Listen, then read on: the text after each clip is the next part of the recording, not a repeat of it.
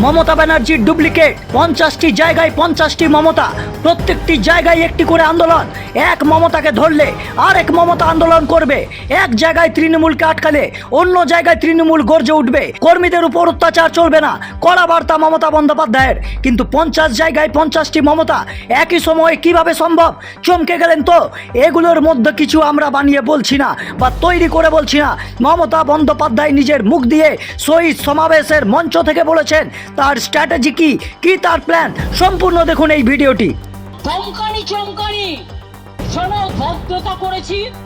কাল অনেকবার আমাদের আক্রমণ করেছো, সারা রাত পাহারা দিয়ে আগলে রেখে এটা করেছি।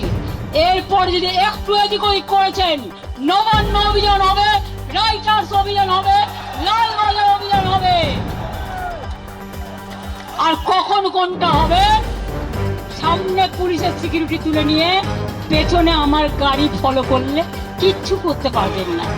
কারণ আপনারা ধরার আগেই আমি যে কোথায় কখন গিয়ে উঠবো আপনারা তো বুঝতেই পারবেন না।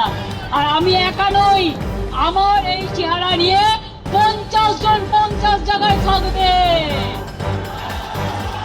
মনে রাখবে, বাঁদিকে ছুটবেন, আন্দোলন ডান দিকে হবে।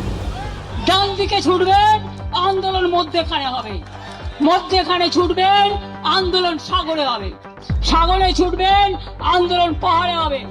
পাহাড়ে ছুটবেন, আন্দোলন রাস্তায় হবে। আমি দেখি কার কত বুকের পাটা। ভালো করে সরকার চালান, সব কোঅপারেশন করব, কিন্তু শুধু অত্যাচার আমাদের কর্মীদের ওপর এবং পুলিশের কিছু করার নেই। পুলিশকে বলে দেওয়া হচ্ছে তোমাকে এটা করতে হবে। আমি সবাইকে বলি, ভালো থাকবেন, সুস্থ থাকবেন, আর বাদ বাকিটা আমার উপর ছেড়ে দিন। আমি সব স্ট্র্যাটেজি আজকে বলবো না, আজ থেকে রাস্তায় নামা শুরু হলো এবং এটা চলবে। আমি ভয় করব না, ভয় করব না।